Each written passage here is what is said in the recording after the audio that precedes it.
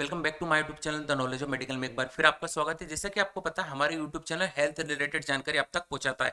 अगर अभी तक आपने चैनल को लाइक और सब्सक्राइब नहीं किया तो चैनल को लाइक कीजिए, सब्सक्राइब कीजिए। आज हम बात करने वाले पाइल्स, हेमरोइड या हिंदी में बात की जाए तो बवासीर क्या होता है, इसको अच्छे से समझते हैं।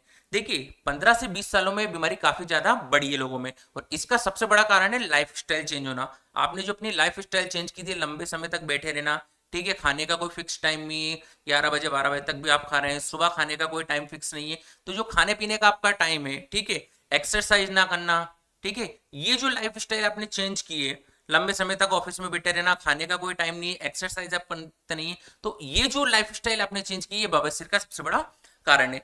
बात करते हैं, देखिए ये जो हिस्सा होता है ना, गुदा मार्ग जो होता है, इसकी दीवारें क्या होती है, मोटी होने लगती है। मोटी जब दीवारें हो जाएगी तो ये जो नसें हैं, ये नसें बाहर निकलती है। अब ये दो प्रकार से निकलती है, इंटरनल हार्मोइड और एक्सटर्नल। इंटरनल का एक ही टाइप होता है, एक्सटर्नल के 4 प्रकार होते हैं। कौन कौन से 4 प्रकार होते हैं, आइए समझते हैं। देखिए इसमें क्या होता है, सबसे फर्स्ट डिग्री हेमरोइड, ठीक है, इसमें क्या होता है, खून आ सकता है, खून आ सकता है लेकिन गुदे से बाहर नहीं आता। सेकंड पॉइंट पर बात करते हैं, मल त्यागते समय या गुदे से बाहर आ सकता है लेकिन फिर बाद में अंदर भी जा सकता है। देखिए ये जो नसें आपकी जो दिख रही है ना, इसमें ब्लड आ सकता है बाउल मूवमेंट के दौरान। और सेकंड पॉइंट पर बात करते हैं, इस पे नसें ऐसी रहती है कि आपका ब्लड भी आएगा, आप फ्रेश होंगे, गुदा बाहर आएगा और ऑटोमेटिकली यह नसें आपकी अंदर भी चली जाएगी। थर्ड डिग्री हेमरोइड, इसमें क्या होता है, यह गुदा से बाहर आता है लेकिन उंगली से वापस इसको नसे को अंदर भी धकेला जा सकता है। फोर्थ डिग्री हेमरोइड, इसमें क्या होती है, जो नसें होती है कंटिन्यू बाहर ही लटकी रहती हैं। तो बेसिकली 4 प्रकार होते हैं जो किसका कारण है, बवासीर का कारण है। आगे समझते हैं, कोजेस ऑफ पाइल्स, पाइल्स के कारण क्या है, किन किस वजह से, तो स्टरिंग ड्यूरिंग बाउल मूवमेंट पहला कारण, तनाव के कारण, ठीक है, गुदे की रक्त वाहिकाएं पर दबाव पड़ता है जिससे कि सूजन आ सकती है और जलन पैदा हो सकती है, ठीक है।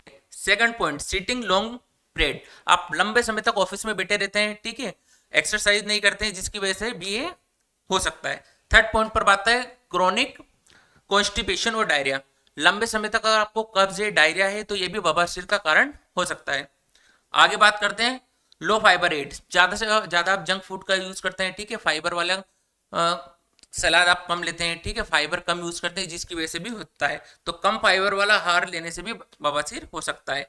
वीकेंड ऑफ सपोर्टिंग टिश्यूज, जैसे जैसे लोगों की उम्र बढ़ती है, लोगों की जैसे जैसे एज बढ़ती जाती है, जो गुदा मार्ग की जो दीवारें हैं वो कमजोर होती जाती है, नसें उससे बाहर निकलने लगती है, तो ये भी एक उसका कारण है। अगला पॉइंट, प्रेग्नेंट लेडीजों में भी आपने देखा होगा दबाव पड़ता है पेट के ऊपर, गोल ब्लेडर के ऊपर दबाव पड़ता है जिसकी वजह से क्या होता है, बवासीर हो सकता है, फ्रेश होने में दिक्कत आती है।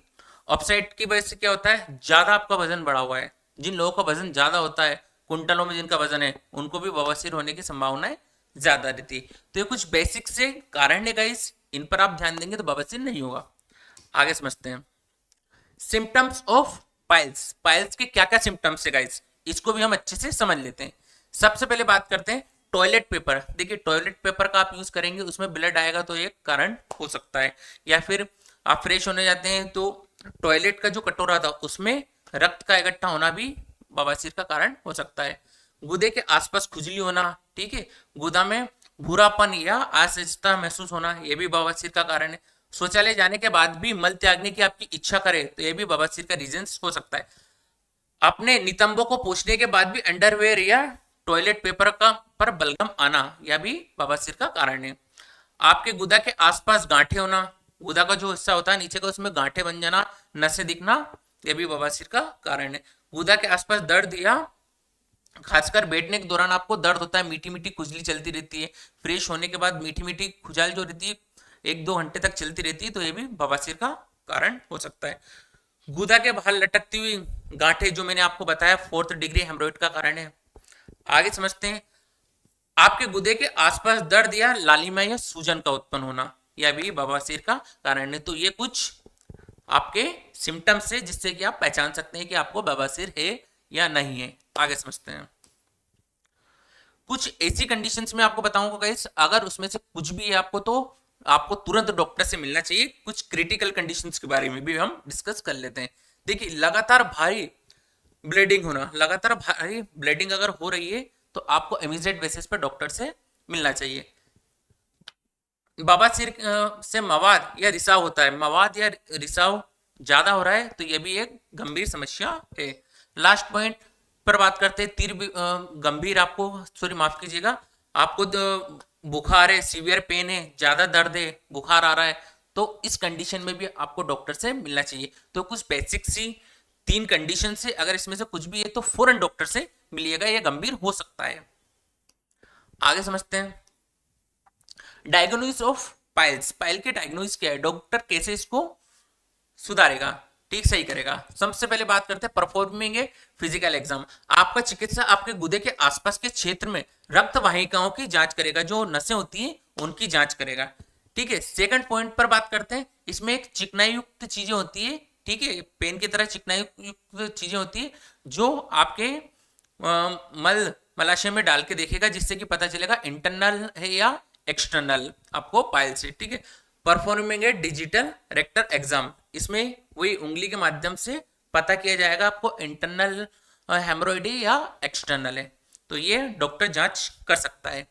आगे बात करते हैं परफॉर्मिंग अदर, कुछ अदर चीजें भी जो डॉक्टर चेक कर सकता है। एंडोस्कोपी, ठीक है, एंडोस्कोपी में क्या होता है, आंतरिक बवासीर को देखने के लिए गुदा में खोखली प्रकाश की ट्यूब डाली जाती है, जो अंदर का जो हिस्सा नहीं होता इंटरनल, मैंने बताया था आपको एक ही प्रकार का होता है, ठीक है। उसको उंगली के माध्यम से तो अपन समझ सकते हैं, फील कर सकते हैं, लेकिन उसकी पुष्टि करने के लिए एंडोस्कोपी के माध्यम से देखा जाएगा।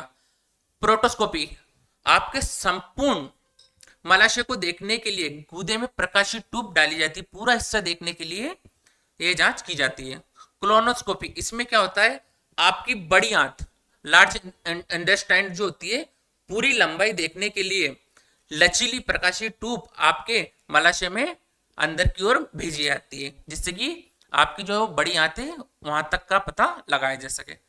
लास्ट पॉइंट पर बात करते हैं बेरियम एक्सरे। इसमें क्या होता है, जो नीचे का हिस्सा होता है उसकी जांच की जाती है, उसका पूरा फुटेज निकाला जाता है, जिससे कि पता चले इंटरनल है या एक्सटर्नल है। या एनीमिया के बाद आपके निचले जठर मार्ग को एक्सरे लिया जाता है, जिससे कि बाह्यदंत के अंदर की रूपरेखा का पता लगाया जा सके, बाहर का जो हिस्सा है उसका पता लगाया जा सकता है। आगे समझते हैं, अब हम बात करते हैं इसके निदान के बारे में कि आप कुछ ऐसा करें जिससे कि ये बवासीर आपको हो ही ना। उसके लिए क्या करना पड़ा, ईट मोर फाइबर, ज्यादा से ज्यादा आप सलाद यूज करें खाने के साथ, ठीक है, जिससे कि आपको मल आपका नरम होगा, नरम होगा तो आपको बाउल मूवमेंट में प्रॉब्लम नहीं होगी। ड्रिंक मोर फ्रूट, पर्याप्त मात्रा में पानी लें, ठीक है, पर्याप्त मात्रा में पानी लेंगे, इससे भी क्या होगा, मल आपका नरम होकर बाहर निकलेगा। अप्लाई क्रीम जो होती है, देखिए आप बिना डॉक्टर के पर्चे पर लिखी कोई भी क्रीम का यूज ना करें, साइड इफेक्ट हो सकते हैं, डॉक्टर से कंसल्ट करने के बाद ही लें।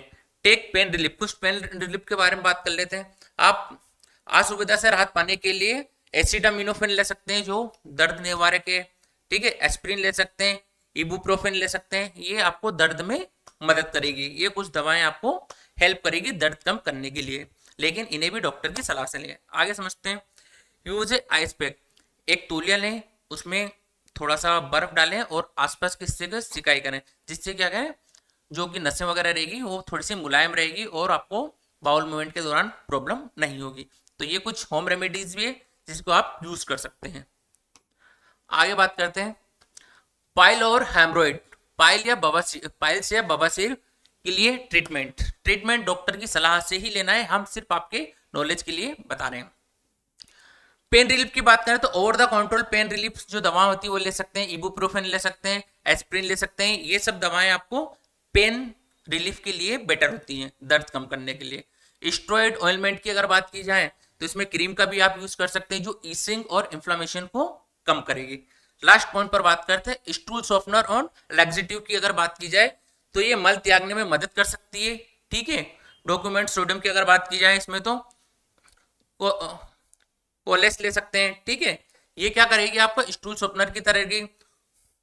आगे बात करते हैं कोरेक्टोल ले सकते हैं, डॉक ले सकते हैं, डुक्लोलैक्स ले सकते हैं, मल सॉफ्टनर ले सकते हैं, ये आपको थोड़ा हेल्प कर सकती है। आई होप कि आपको मेरा वीडियो अच्छा लगा हो। वीडियो अच्छा लगा तो चैनल को लाइक कीजिए, सब्सक्राइब कीजिए। मैं इसी तरह के हेल्थ रिलेटेड वीडियो आपके लिए लेकर आता रहूंगा। तब तक के लिए नमस्कार।